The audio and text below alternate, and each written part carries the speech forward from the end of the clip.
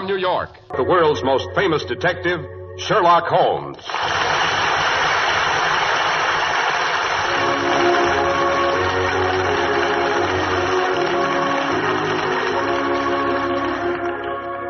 Our stories are based upon the character of Sherlock Holmes, created by Sir Arthur Conan Doyle. Sherlock Holmes is portrayed by John Stanley, Dr. Watson by Alfred Shirley, and the dramatizations are by Edith Meiser.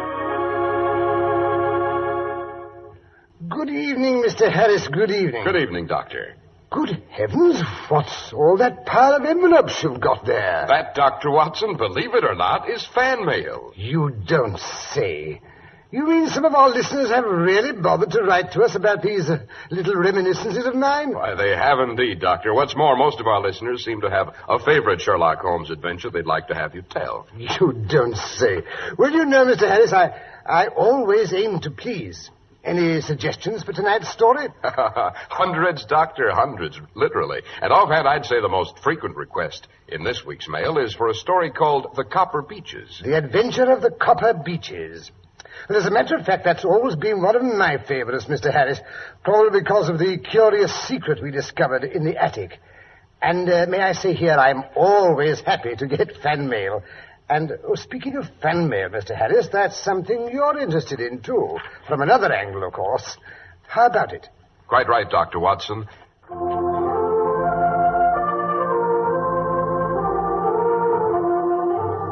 Well, Dr. Watson, now what about the Copper Beeches? It was a cold, gloomy morning in early spring.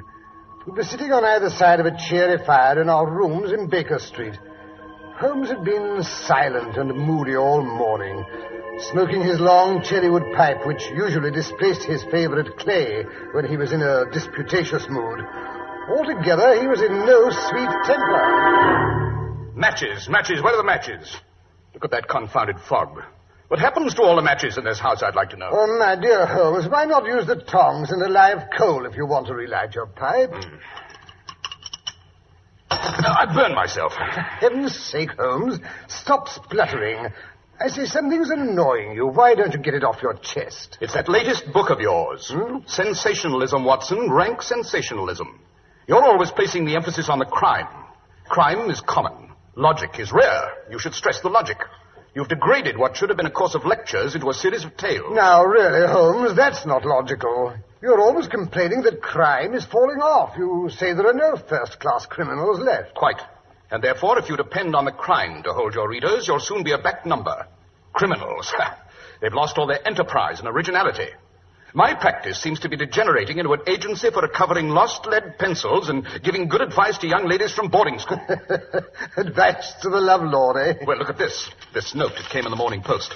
Yes, the last straw, that's what it is. Here, read it. Dear me, let me see. Dear Mr. Holmes, I'm very anxious to consult you as to whether I should or should not accept a situation which has been offered me as governess. I shall call at 10:30 tomorrow if I do not inconvenience you. Yours faithfully, Violet Hunter. But it's almost 11 now. Exactly. She's late. Just like a woman. I say, Holmes, this must be the young lady now walking briskly up the street. Let me see. Brisk, purposeful manner, nice, bright, intelligent face. Yes, she's stopping at our door. There may be something in this case after all, my dear Watson. Yes, she's not the hysterical sort that makes a fuss over nothing. Shh, here she is. Come in. Oh, how do you do? This is Mr. Sherlock Holmes. Quite. And this is my colleague, Dr. Watson. How do you do? How do you do? Won't you sit down? Thank you. I trust you'll excuse my troubling you, Mr. Holmes, but I've had a very strange experience. And as I have no relations of any sort to advise me, I thought I'd best come to you. I shall be happy to do anything I can. I've been a governess for 5 years in the family of Colonel Spence Munro. He's been transferred to Nova Scotia, so that for the last few months I've been without a situation. But the money I had saved began to run out. I was at my wit's end. Go on. Yesterday, I called at a well-known employment agency run by a Miss Stoper. When I arrived, the outer office was filled with young ladies looking for situations. I was told to wait. I did so. After about half an hour, my name was called out. Well, the door to Miss Stoper's private office was ajar. Seated beside her was a prodigiously stout man with a round, smiling face and a heavy chin. His eyes were like two little slits. Come in, my dear, come in. Mr. Rucastle, this is Mr... Oh, yes. What is your name, my dear? Miss Hunter. Violet Hunter. Oh, yes, Violet Hunter. Capital. I couldn't ask for anything better. I'm sure you will do, Miss Hunter. I hope so, Mr. Rucastle. You're looking for a situation as governess? Yes, sir. What salary do you ask? Well, I had £4 a month in my last place. £4? Sweating. Rank sweating. How anyone could have the audacity to offer that to a lady with such attraction, such accomplishments. My accomplishments may not be all you expect, Mr. Rucastle. A little French, a little German, music and drawing. My dear Miss Hunter, all that's beside the question. The point is, are you or are you not a lady? Well... The answer is yes. A lady fitted for the rearing of a child who may someday play a considerable part in the history of this country. Your salary with me, madam, would commence at £100 a year. 100? Oh, Mr. Rucastle. Furthermore, it's my custom to advance my young ladies half their salary beforehand. Well, may I ask where you live, Mr. Rucastle? Hampshire. Charming rural spot. The Copper Beeches is the name of the place, 5 miles north of Winchester. The dearest old house. And what would be my duties? One child, a dear little romper aged 6. Oh, if you could see him killing cockroaches with a slipper. Smack, smack, smack. 3 gone before you could wink. Well, my sole duty, then, is to take care of this child. Well, I am sure your good sense would suggest that you obey any little commands which my wife might give. Well, I should be happy to make myself useful. In dress, for example. We're fatty people. Fatty but kind-hearted. If you were asked to wear a particular dress that we might give you, you wouldn't object to our little whim, eh? Why, no. Or to sit here or there. That wouldn't be offensive to you? Why, no. Or to cut your hair short before you came to us? My hair? Oh, yes, it's quite essential. It's a little fancy of my wife's, you see, and ladies' fancies, my dear Miss Hunter, they must be consulted. But my hair... Oh, no, I couldn't. No? What a pity. In that case, Miss Stoper, I'd best inspect a few more of your young ladies. Good day, then, Miss Hunter. I'm afraid you must consider yourself struck from our list. You can hardly expect us to exert ourselves to find another such opening for you. But, Miss Stoper... Good day, Miss Hunter. Just a minute, Miss Stoper. Let's not be too hard on the young lady. After all, my request was a bit sudden. Perhaps, Miss Hunter, you'd like 24 hours in which to consider the matter. And in view of the fact that you have particularly beautiful hair, I might be willing to raise the salary to £120 a year to recompense you for our little eccentricities.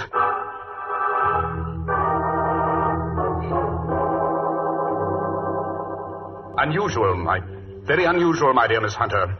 What do you make of it, Watson? Well, perhaps the gentleman's wife's a lunatic, and he wishes to humor in her fancies in order to prevent an outbreak. Possibly, Watson, possibly. But the money, Mr. Holmes, the money. Oh, and I need it so. Well, yes, the pay is good. Too good. Why should they give you £120 when they could have their pick for 40? There must be some strong reason. But I have no choice. Then you've made up your mind to accept? I must. I thought if I told you the circumstances, you would understand afterwards if I wanted your help. I should feel so much stronger if I knew you were behind me. Yes, you may carry that feeling away with you, and if at any time you should find yourself in danger... Danger?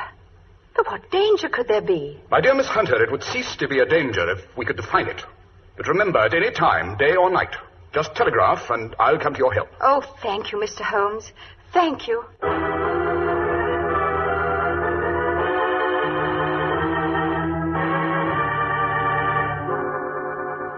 You realize, Watson, it's been almost a week since Miss Hunter called and we haven't heard a word from her. I don't like it. Oh, nonsense, Holmes. She seemed to be a young lady who is quite capable of taking care of herself. Just the same, I should never have permitted an unprotected female to accept a situation like that. Data. If I only had some data.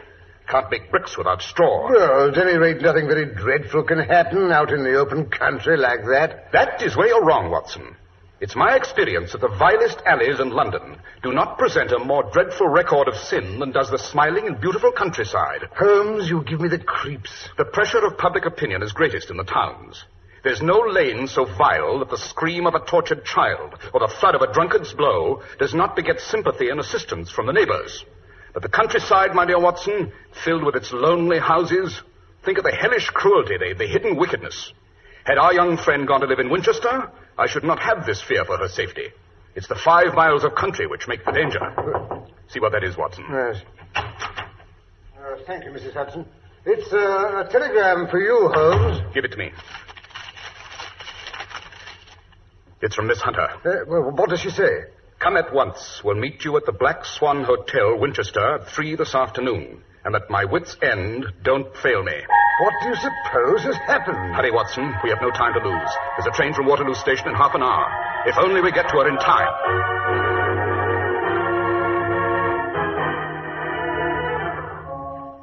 Yes, there's the Black Swan opposite the station. Yes, and if I'm not mistaken, that is Miss Hunter waiting for us on the steps. Oh, Mr. Holmes, it's so kind of you to come. And you too, Dr. Watson. I can't tell you how anxious I've been. There, Miss Hunter. Watson, you'd better handle this situation. You're better with hysterical women than I am. Holmes, you are a cold-blooded fish. It's not hysteria, it's relief. It's all right, Miss Hunter. We're here, you know. I'm really not as foolish as I sound. It's just that the strain of the last 2 weeks. But I'll tell you about that as we go along. There's a shortcut to the copper beeches through the woods. Come along, then. Now, Miss Hunter, if you'll tell us what's been happening since you arrived at the Rucastle household. Well, Copper Beeches is a large, sinister-looking house almost completely surrounded by woods. It depressed me from the moment of my arrival. I was met at the door by Mr. Rucastle and his wife. And is she... No, Mr. Holmes. She is not mad. I see. She's a small, pale-faced woman, much younger than Mr. Rucastle. In fact, I gather that she's his second wife. There was a daughter by the first marriage, a girl now over 20, but she's not living at the house. Mr. Rucastle said that she could not get along with her stepmother, so he sent her to America, to Philadelphia. America? How extraordinary. And does Mrs. Rucastle strike you as a difficult woman to get along with? Oh, no, Mr. Holmes. She's shy and rather quiet. More than once I've surprised her in tears. At first I thought it might be worry over the disposition of her child. What's the matter with his disposition? Well, he's badly spoiled. He's an ungovernable temper and seems to take a great delight in torturing birds and small animals. Pleasant little beast. And the rest of the household? There's only one servant. Toller is his name. A rough, uncouth man with a perpetual smell of drink about him. Why they keep him, I don't know.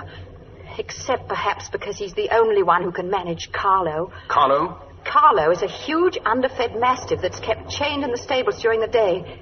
But at night they let him out. He's a terrible beast. Even Mr. Rucastle is afraid of him. But I'm sure he'd tear any trespasser to bits. I wonder why Mr. Rucastle desires such ferocious protection. I'm sure I don't know. Unless there is something on the top floor of the West Wing that he wants to hide. The West Wing, eh? Yes. The door that leads into it is opposite my room. It's kept securely locked. I have noticed Mr. Rucastle going in and out a couple of times. The windows of that wing are all shuttered, too. And locked from the inside. Looks nasty to me, Holmes. Watson, don't interrupt. Well, the second day after my arrival, immediately after breakfast, Mr. Rucastle asked me to put on a dress which had been laid out on the bed for me. What was it like? It wasn't a new dress, Mr. Holmes, but the material was excellent and of a particularly brilliant shade. An electric blue. Oh, charming colour, I thought. I put it on and went down to the living room. Mr. Rucastle had placed a chair for me by the front window. Sit here with your back to the window. You may read this book aloud. A French novel. I think we'll find it most amusing. After an hour or so, you may go back upstairs and change to your own clothes. But, Mr. Rucastle, I don't understand. Who asked you to understand? Just do as I say.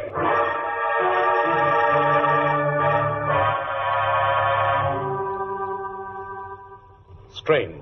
Very strange, Miss Hunter. I've had to sit there in the window for an hour every morning since then. As time passed, I became more and more curious. Why were they so careful to keep my face turned away from the window? Naturally, I was consumed with desire to see what was going on behind my back. Well, today I devised a means. I noticed at breakfast that Mr. Rucastle had quite a few drinks. A happy thought seized me. My hand mirror had been broken. I concealed a piece of it in my handkerchief and later in my book, feeling sure that Mr. Rucastle was too drunk to notice. By holding the book up, I was able to see everything behind me. And what did you see? At first, there was nothing. At the second glance, however, I saw a young man in a grey suit leaning against a railing which bordered our field. He was looking earnestly in my direction. Mr. Rucastle must have noticed my surprise, for he burst out angrily. Really, Miss Hunter, your attention must be wandering. That's the second time you've read that passage. Furthermore, there's an impertinent fellow up the road who keeps staring at you. Is it a friend of yours? Oh, no, Mr. Rucastle. I don't know anyone around here. Kindly turn round and motion him to go away. But wouldn't it be better not to notice him? Do as I tell you. I really don't encourage you to have any followers. Oh, very well, Mr. Rucastle. There. Impertinent fellow. That'll be all for this morning, Miss Hunter. May go to your room. But, Mr. Rucastle, I hope you don't think... Go to your room, I say. Yes, sir. And after this, you needn't bother to wear that blue dress.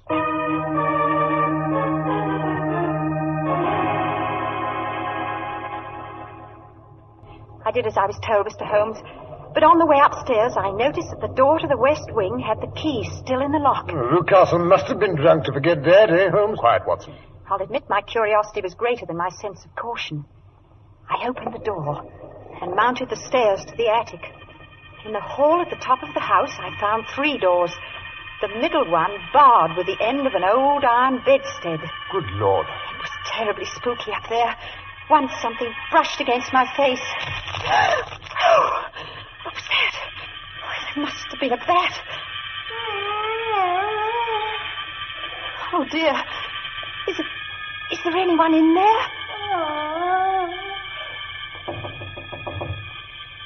Who's there? Can I help you?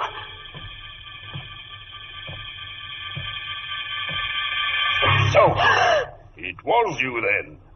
I thought it must be when I saw the door open. Oh, Mr. Rucastle, I'm so frightened. My dear young lady, what frightened you? Well, I was foolish enough to come into this vacant wing, but it's so lonely and eerie, and a bat swooped down into my face. Is that all?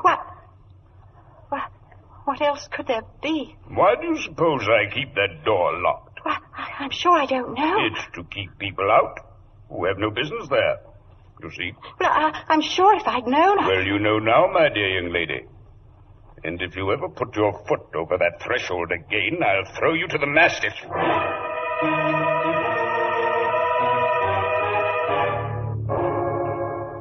What a dreadful experience. Mr. Holmes, I feel sure there's someone locked in that room. Someone who's unhappy, perhaps tortured. Oh, good heavens, it's almost 5. I promised to be back by 6. Mr. and Mrs. Rucastle are going out. Mr. Rucastle should discover where I've been. You've acted like a brave and sensible girl, Miss Hunter. Yes, indeed you have. Dr. Watson and I will hang around until the Rucastles have left. Well, that should be around 7. Good. I don't imagine the Mastiff will be let loose until they return. Oh, no, Mr. Holmes. It would be too dangerous for them to get back to the house. Excellent. We'll hope that Toller's still drunk. At any rate, you must get us into the house. We must explore the West Wing. I'll do my best, Mr. Holmes. And now I must hurry. Goodbye, gentlemen. Goodbye, Miss Hunter. Well, my dear Holmes, what do you make of it all? The blue dress and the man in front of the house. Obviously, they've had her impersonating someone. Someone young, whose hair had been cut off during an illness. That someone is probably the person imprisoned in the West Wing. How sinister. That is not the most sinister part of Miss Hunter's story, Watson. No? What is then? The unpleasant disposition of the child. But what has that got to do with it? My dear Watson, as a medical man, you're always gaining light as to the tendencies of a child by a study of the parents. Heredity is a science that can be worked backwards as well. You can get a good insight into the character of the parents by studying the children. This child is cruel. Abnormally cruel. He probably inherits it from one of his parents. I only hope nothing serious happens before 7 o'clock.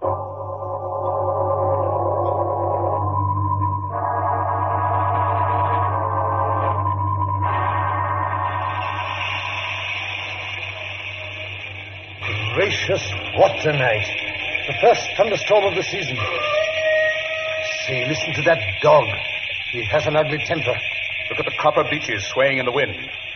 Yes, there's Miss Hunter standing in the front doorway. She's waving to us. The coast must be clear. Come in. Goodness, you must be soaked to the skin. What's that pounding? It's Toller. He was just going out to release the dog. I sent him to the wine cellar, then locked him in. Splendid. I managed to get Toller's keys this afternoon, too. He was quite drunk. They're duplicates of Mr. Rucastle's. Better and better. But come along upstairs. We have no time to waste. You got your revolver handy, Watson? Yes. Good. Good heavens. That lightning must have hit near here. One of the copper beeches, no doubt. Now, which key? Ah, this one, I fancy. That's right. Oh, there's nothing here. Come along. Listen to that rain on the roof. The middle door, you said. Hello in there. No answer. I don't like that.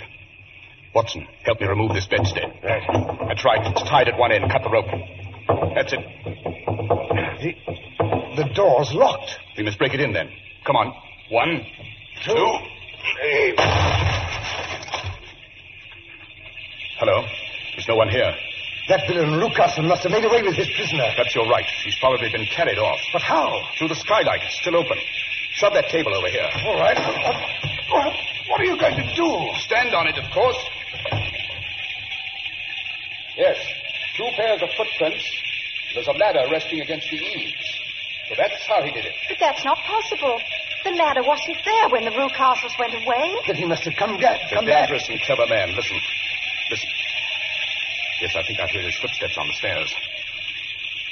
Oh, Mr. Holmes! It's Mr. Rucastle! He'll kill us all! I thought I'd find you here. Villain, what have you done with your daughter? I'm the one that should ask that, you thieves, you robbers. I've caught you. I'll fix you.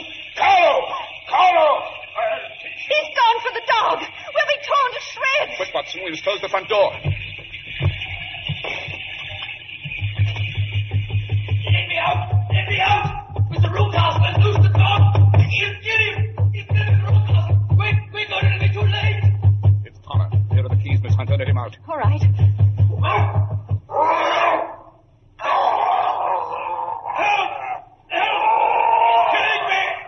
It's Carlo.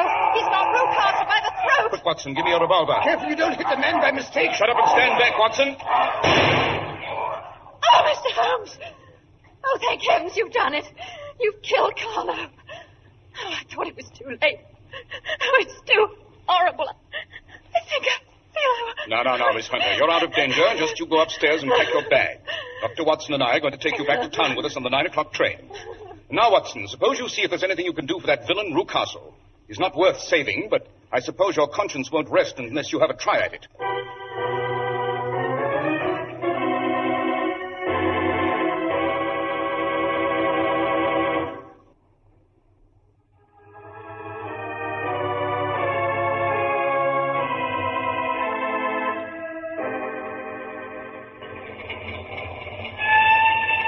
So you think, Watson, that Rucastle will live? I'm afraid so, Holmes. Oh, I'm so glad to get away from that dreadful place. Yes, I'm sure you are, Miss Hunter. I say, Holmes, just what did happen to the prisoner in the West Wing? And who was it? It's all disgustingly simple, my dear Watson. It was Rucastle's daughter, as I suspected.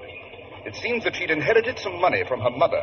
And when she threatened to get married and take her money with her, her father tried to get her to sign a paper giving the money to him. He worried her until she got brain fever and had to have all her hair cut off. Well, where did you get that information? From Toller. In spite of everything, Miss Rucastle's young man stuck to her, and she to him. After that, Mr. Rucastle locked his daughter up and brought Miss Hunter down from London in order to impersonate her, to get rid of a persistent suitor.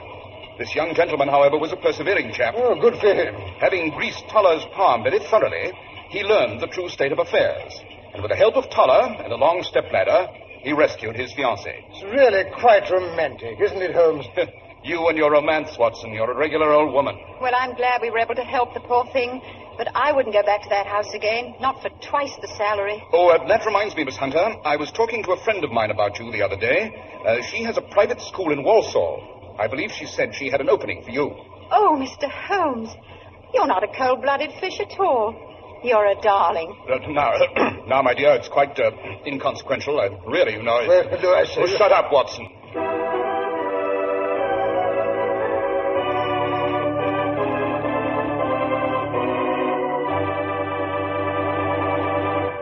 The world's most famous detective, Sherlock Holmes.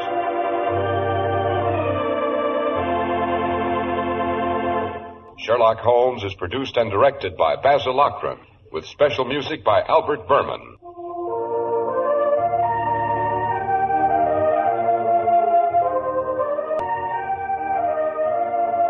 Be sure to listen next week to Sherlock Holmes in The Cadaver in the Roman Toga.